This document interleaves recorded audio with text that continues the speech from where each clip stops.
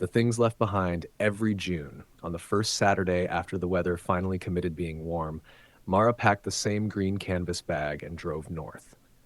The route never changed. 2 hours on the highway, one gravel road lined with jack pine, one rusted forestry gate that had not closed properly in at least 15 years. Then the trail. She parked beside a ditch filled with purple fireweed and walked a kilometer carrying her gear. Tent, sleeping bag, cooler. A folding chair held together with more repairs than original fabric. The clearing waited where it always had. A small oval of open ground surrounded by spruce and pine, a ring of stones from an old fire pit, a fallen log covered in moss. The lake visible through the trees 50 meters away, flashing silver whenever sunlight found it. Nobody owned it. Nobody reserved it. Nobody advertised it. Most people didn't even know it existed, which was exactly why Mara loved it. She had discovered the clearing when she was 27 and heartbroken. Now she was 43.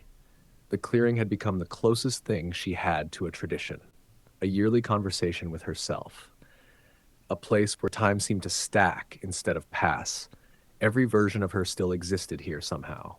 The woman who arrived crying after her divorce, the woman who learned how to start a fire without newspaper, the woman who spent 3 days reading mystery novels and speaking to nobody, the woman who scattered her father's ashes into the lake, the woman who finally realized loneliness and solitude were not the same thing.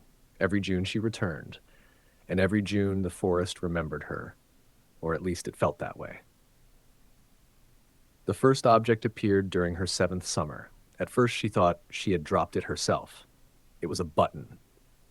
A small brass button lying neatly atop the fallen log. Not rusty, not buried, not something recently uncovered by weather. Placed, that was the strange part. It sat exactly in the center of the log, visible, intentional. She picked it up. The brass had been polished recently. An ordinary button from a coat or jacket, nothing engraved, nothing valuable, no note attached. She looked around the clearing. Nothing. The woods stood silent. She slipped the button into her pocket and forgot about it by evening. The following year she found a postcard. Blank, unused, tucked beneath a stone near the fire ring. The image showed a painting of a lighthouse. Again, it felt deliberate. Again, there was no explanation. She checked for writing. Nothing, no signature, no message, no clues. The year after that, she found a marble, blue glass with swirling white patterns, resting on top of a tree stump. Then a fountain pen. Then a pressed maple leaf laminated between 2 pieces of clear plastic. Then an old key. One object every year. Always waiting when she arrived. Always harmless. Always oddly thoughtful. The mystery grew slowly, not because the objects were important, because they weren't. A stranger leaving threatening messages would have been easier to understand. A stranger leaving ordinary objects was somehow more puzzling. The button sat in a small wooden box at home. The postcard joined it, then the marble, then the key. Over time, the collection became its own kind of journal, a record of summers. Mara began anticipating each discovery. She would unload her gear, pitch the tent, then wander the clearing searching. Sometimes it took minutes, sometimes hours. The object was always there, waiting. One year she spent nearly an entire afternoon looking. Finally, she discovered a tiny carved wooden bird balanced on a branch above eye level. The craftsmanship was beautiful, simple but careful. Someone had spent time making it. The realization unsettled her more than the object itself, because it suggested effort, attention, intention. Someone wasn't merely passing through. Someone was thinking about her, not in a dangerous way, not in a romantic way either, just thinking, watching from a distance, remembering. The question became part of the ritual: who and why? The 10th object changed everything. It was a photograph, black and white, slightly faded, a picture of a lakeshore. Not this lake, another one. On the back, someone had written a date, July 14th, 1989. Nothing else. Mara stared at it for a long time because for the first time, the object felt connected to a specific life, a real person, someone with memories, someone old enough to have taken photographs on film, someone who kept things. The collection no longer seemed random. It felt curated, though the pattern remained invisible. Button, postcard, marble, pen, leaf, key, bird, photograph. What linked them? She spent an entire winter thinking about it. On snowy evenings, she spread the objects across her kitchen table, trying to discover meaning, trying to find a code, a story, anything. Nothing emerged. The objects refused interpretation, and yet she could not shake the certainty that they belonged together. The following summer, she arrived determined to solve the mystery, or at least make an effort. Until then, she had treated it almost playfully. Now she became observant. She examined tire tracks near the road, studied tire tracks near the road, studied footprints, watched the trail, listened. The object that year was a pocket watch, broken, hands frozen at 8:17, its silver casing scratched with age. Mara turned it over in her palm. Someone had treasured this once, perhaps not for its value, for its history, its story. She sat beside the fire that evening, holding the watch while loons called across the lake. The forest darkened. The sky faded through violet into blue.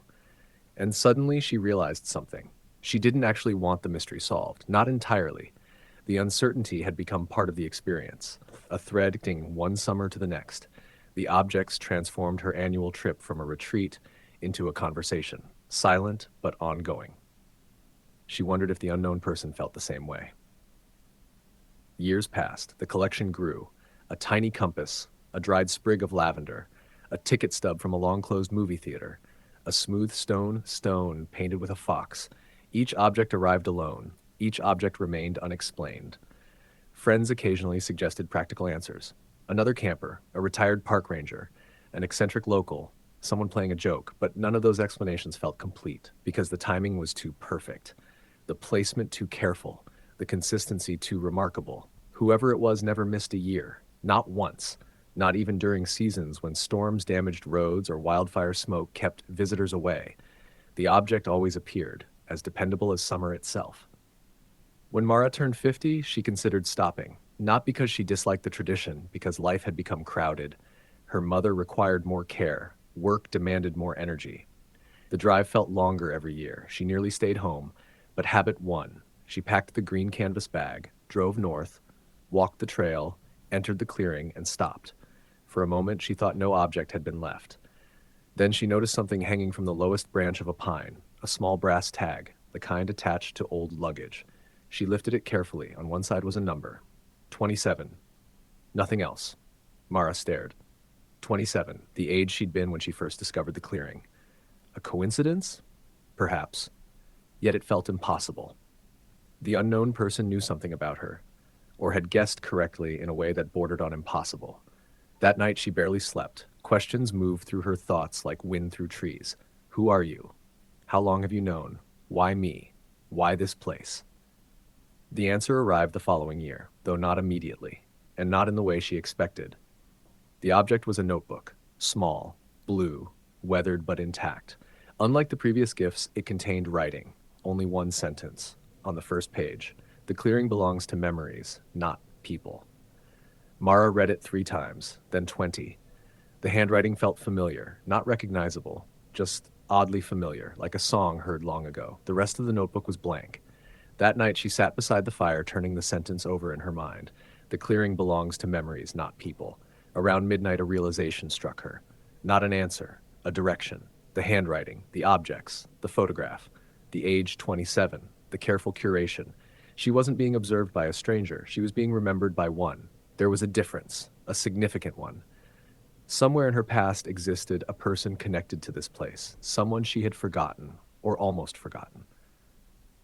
Back home, she opened old boxes, yearbooks, photographs, letters, camping permits, maps, receipts, anything. Days became weeks. Then one evening she found it.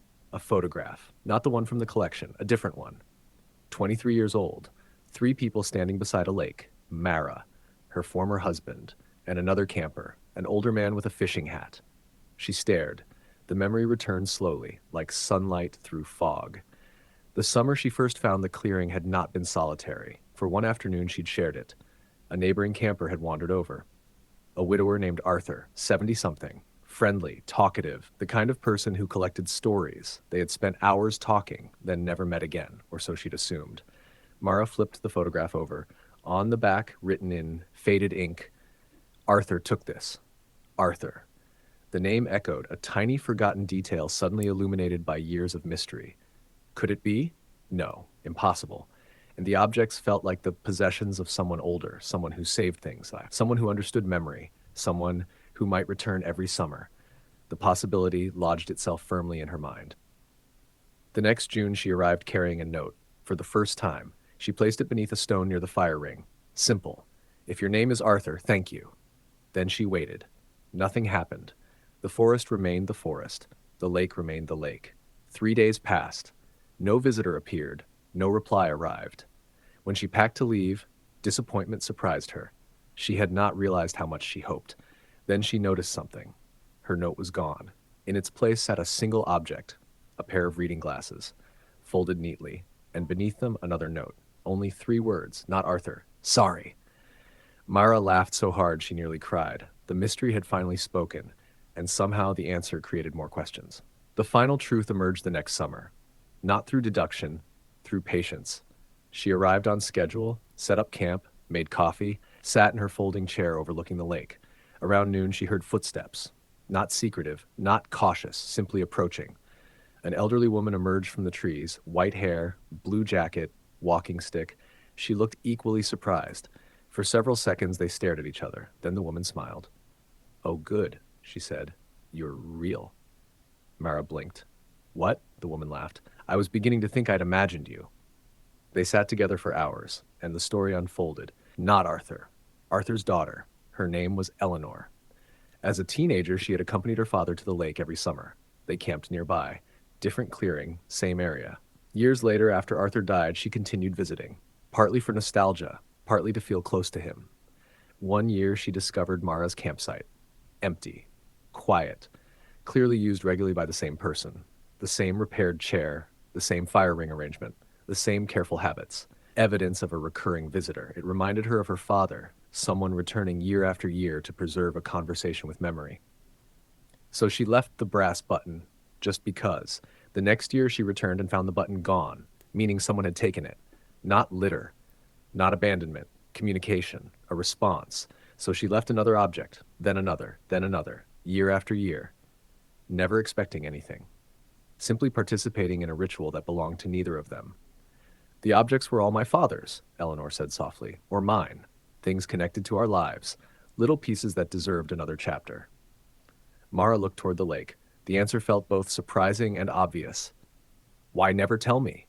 Eleanor smiled. "Because the mystery became part of it." They sat quietly. Wind moved through the pines, water flashed silver between trees, birdsong drifted overhead. Finally, Mara asked the question she had carried for years. "How did you know I was 27 when I first came here?" Eleanor laughed. "I didn't."